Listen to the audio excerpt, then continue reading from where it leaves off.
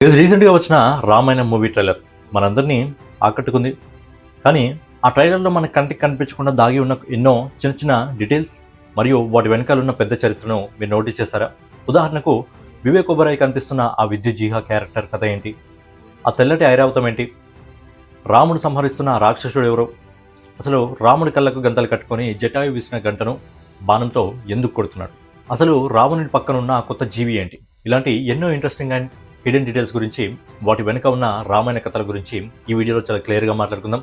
అంతకంటే ముందు నేను మీ Gaurav, welcome back to our channel unique updates. So రెగ్యులర్గా ఇలాంటి ఇంట్రెస్టింగ్ వీడియోస్ కోసం, అలాగే బాక్స్ ఆఫీస్ కలెక్షన్ వీడియోస్ కోసం మన యూనిక్ అప్డేట్ ఛానల్ సబ్స్క్రైబ్ చేసుకొని ఫాలో అవుతుండండి. కొత్త వాళ్ళైతే ఛానల్ సబ్స్క్రైబ్ చేసుకోండి, పాత వాళ్ళైతే వీడియోకి లైక్ పెట్టి వీడియోని కంటిన్యూ చేయండి. యష్ ఫ్యాన్స్ ఉంటే ఈ వీడియోకి మినిమం 500 లైక్స్ టార్గెట్ని అయితే కంప్లీట్ చేయండి. ఇక రామాయణ ట్రైలర్ గురించి మనం ఒకసారి మాట్లాడుకున్నట్టయితే, ట్రైలర్ స్టార్టింగ్లోనే రావణాసురుడు లంకలోకి ఎంటర్ అవుతూ ఒక పెద్ద తలుపుని కాలుతో తన్ని పగలగొడతాడు. వాతావరణం అంతా చీకటిగా మారిపోతుంది. అది పాతాళలోకం అనుకుంటే పొరపాటే. బ్రహ్మదేవుడి నుంచి వరం పొందిన తర్వాత రావణుడు నేరుగా లంకపై దాడి చేశాడు. లంక చుట్టూ కొండలు ఉంటాయి, ఆ వాతావరణం కూడా చేంజ్ అయిపోతుంది. ఆ తర్వాత సీన్లో రావణుడికి కవచం ముఖటం తొడుగుతున్నది ఎవరో కాదు, ఆయన భార్య మండోదరి, ఈ సినిమాలో కాజల్ అగర్వాల్.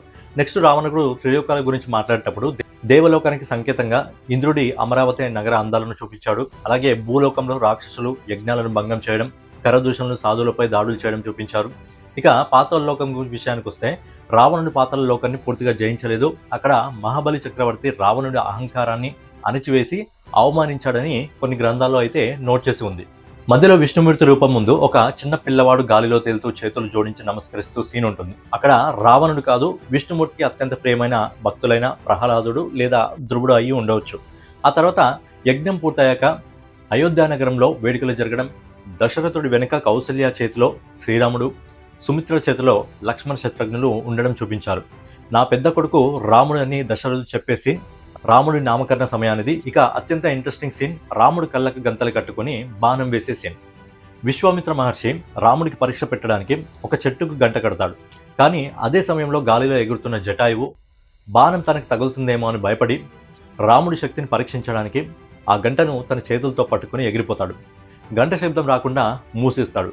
కానీ శ్రీరాముడు జటాయు రెక్కల గాలి శబ్దాన్ని పసిగట్టి జటాయువుకి ఏమాత్రం గాయం కాకుండా ఆ గంటను బాణంతో కొడతాడు. నిజంగా ఎంత బాగా డీటెయిలింగ్ అనేది మనకు రామాయణ ట్రైలర్ చూపించడం జరిగిందో ఈ ఒక్క సీన్ చూస్తే మనకు అర్థమైపోతుంది. ఇక ట్రైలర్లో శ్రీరాముడు ఒక భయంకరమైన రాక్షసుని చంపడం చూస్తాం. అతనే సుబాహు, తాటక కొడుకు, మరుచుడి సోదరుడు. రాముడు సుబాహుని చంపిన విధానం చూసి మరుచుడు ఎంతలా భయపడతాడంటే, ఆ తర్వాత రావణాసుడు సీత అపహారానికి సహాయం చేయమని అడిగిన మరుచుడి మొదట భయపడి వద్దని వాదిస్తాడు. ఇక నెక్స్ట్ సీతమ్మ ఆమె చెల్లెలు ఊర్మిళ మండవికులను చూపించే సీన్ అయితే మనకు కనిపిస్తుంది. ఆ తర్వాత చాలా ఎమోషనల్ సీన్, రాముడికి పట్టాభిషేకం జరగాల్సిన రోజే కైకేయి వరాల వల్ల ఒక్క రోజులోనే వనవాసానికి వెళ్లాల్సి రావడం. ఇక్కడ శూర్పణఖ ముక్కు కోసేశాక రావణుడు రాముడిని నేరుగా చంపకుండా ఆయన మనసును దెబ్బతీయడానికి సీతమ్మను అపహరించాలని ప్లాన్ చేస్తాడు.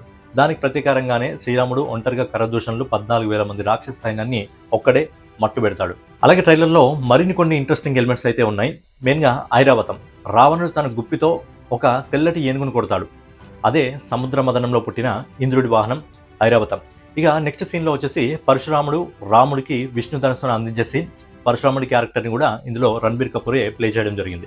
ఇక నెక్స్ట్ వచ్చేసి భరతుడు రాముడి పాదాల వద్ద ఆశీర్వాదం తీసుకొని అయోధ్యను పాలించడానికి రాముడి కాళ్ళపై పడే సీన్ కూడా మనకి ఇందులో ప్లే చేయడం జరిగింది. ఈ నెక్స్ట్ వచ్చి వివేక్ ఒబెరాయ్. ఇది ఇంట్రెస్టింగ్. విద్యుత్ జాహా ఈ క్యారెక్టర్, ఈయన శూర్పణఖ భర్త. కానీ రావణుడికి శూర్పణఖ పెళ్లి అస్సలు నచ్చదు. అందుకే యుద్ధంలో కావాలని విద్యుత్ జాహాని రావణుడు చంపేస్తాడు. ఈ సీన్ ఇక్కడ చూపించడం జరిగింది. నెక్స్ట్ వచ్చి సీతాదేవి విలువిద్య. సీతమ్మ ధనుర్బాణాలు పట్టుకొని ఫైట్ చేసే సీన్. చిన్నప్పుడు శివధనుస్సును ఎత్తిన సీతాదేవికి విలువిద్యల్లో ఉన్న ప్రావీణ్యాన్ని ఇందులో స్పెసిఫిక్గా చూపించడం జరిగింది. ఇక నెక్స్ట్ వచ్చి రావణుడి పెంపుడు జీవి. రావణుడి పక్కన కేకలు వేస్తూ ఒక వింత జీవి ఉంది.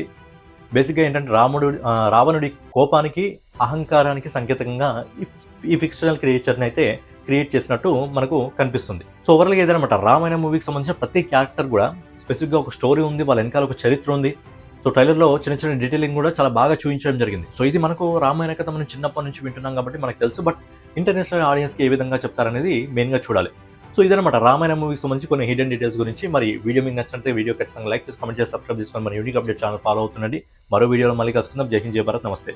శ్రీలంకేశ్వర రాక్షస శక్తిం రుధిరం వృష్టి కాలం शक्तिम् अचलम् सिंहासनम् रावणस्य